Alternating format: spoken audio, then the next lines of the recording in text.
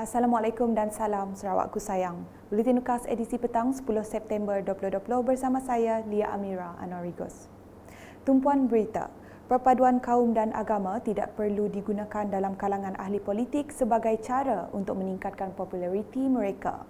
Mengulas mengenai perkataan prihatin dan erti kemerdekaan, Menteri Muda Hal Ehwal Korporat dan UKAS Abdullah Saidul berkata, perbuatan tersebut adalah perbuatan yang tidak bertanggungjawab dan tidak disenangi oleh rakyat. Pemimpin-pemimpin juga daripada sebuah yang membuat polisi-polisi kerajaan ini harus juga bertanggungjawab, harus juga prihatin dan peka. Beliau berkata demikian dalam program Kupa Kopi yang disiarkan di TV1 RTM. Sementara itu, beliau memberitahu ahli politik yang bersikap sedemikian menggambarkan ketidakprihatinan terhadap kepentingan perpaduan rakyat. Berita seterusnya.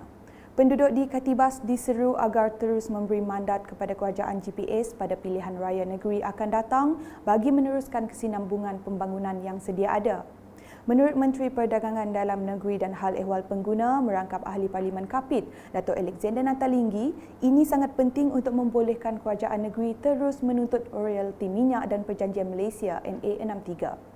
Semasa majlis penyerahan projek Saris Fasa 3 dan 4 daerah Song, Dato' Alexander memberitahu kerajaan negeri juga banyak membawa pembangunan di bahagian Kapit melalui Agensi Pembangunan Ulu Rajang Urda. Beliau juga berterima kasih kepada Kementerian Utiliti Sarawak dan Sarawak Energy Berhad kerana berjaya menyiapkan Saris Fasa 3 dan 4. Laporan selanjutnya. Majlis Kraftangan Sarawak MKS merasmikan pembukaan pejabat, galeri dan kedai runcit baharu sejajar dengan visi Kementerian Pelancongan Kesenian dan Kebudayaan Sarawak untuk mewujudkan inklusif penglibatan dan perkongsian faedah dalam mempromosikan pelancongan. Menteri Pelancongan Kesenian dan Kebudayaan Sarawak Dato' Abdul Karim Rahman Hamzah berkata, dengan lokasi yang strategik di kawasan tebingan Sungai Kuching, ia pasti menjadikan produk kraftangan Sarawak sentiasa kelihatan dan mudah diakses oleh pengunjung serta masyarakat setempat. Beliau menambah pembuatan kraftangan juga merupakan cara untuk membuat masyarakat setempat mendapat manfaat dari industri pelancongan. Berikut pula, seramai 33 petani di kawasan Dun Senadin menerima bantuan pertanian daripada Jabatan Pertanian Sarawak. Menteri Pengangkutan Datuk Lee Kim Shin berkata mereka menerima bantuan berupa bahan-bahan pertanian bagi membantu memperkembangkan lagi pertanian mereka.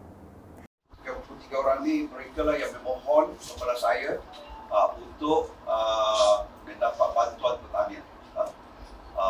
Jadi dengan sukacita saya bagi tahu iaitu 33 orang ni semua sudah lulus. Kita akan bagi itu bahan-bahan untuk pertanian.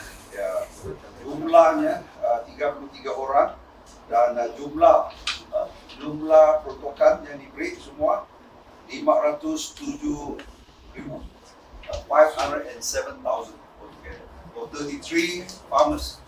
Berucap dalam majlis penyampaian projek input pertanian Jabatan Pertanian Sarawak MIRI pada Rabu, tambah beliau masih terdapat beberapa permohonan dalam proses dan apabila diluluskan kelak, mereka juga akan menerima bantuan pertanian. Beralih ke laporan dari Dewan Negara.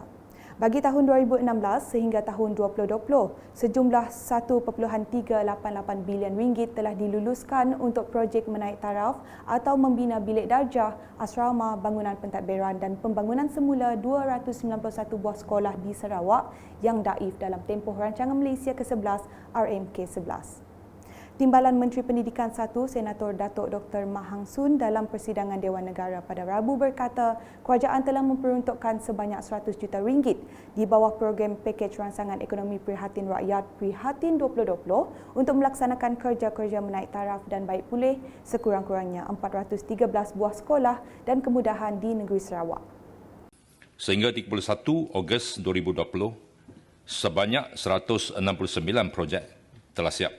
48 projek masih dalam pembinaan dan baki 74 projek berada di dalam fasa prabina. Beliau berkata demikian bagi menjawab pertanyaan lisan Senator Rita Sarimah Patrick Insol yang membangkitkan kembali isu sekolah-sekolah daif di Sarawak sekaligus menanyakan status terkini pembinaan semula projek tersebut.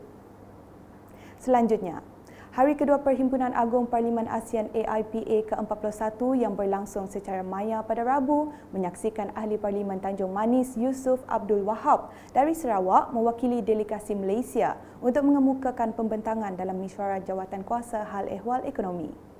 Sesuai dengan situasi yang sedang dihadapi negara, jelas Yusof, tema IPA iaitu Diplomasi Parlimen untuk Komuniti ASEAN yang padu dan responsif membincangkan peranan Parlimen dalam mempromosikan pemulihan ekonomi ASEAN akibat pandemik COVID-19.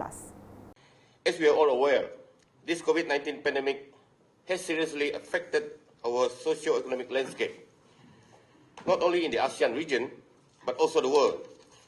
It is unprecedented global health challenge that can only be met with unprecedented cooperation between governments, the private sectors, manufacturers, scientific researchers, multilateral partners, and various stakeholders. Undoubtedly, we need to strengthen our cooperation in this challenging time. Sebelum mengakhiri buletin, jangan lupa saksikan siaran khas sambutan Hari Malaysia Peringkat Kebangsaan 2020 secara langsung di Facebook Unit Komunikasi Awam Sarawak, RTM dan Sarawak Event Channel pada 16 September ini jam 8.30 malam.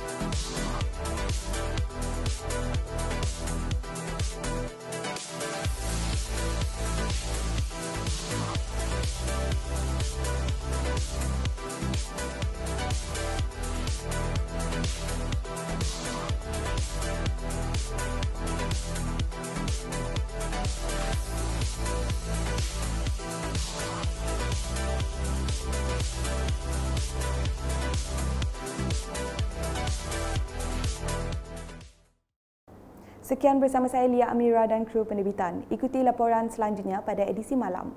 Terus layari berita-berita tinggi Sarawak setiap hari di Facebook, Instagram, Twitter dan aplikasi Telegram, Buletin UKAS serta UKAS Channel di YouTube. Salam UKAS.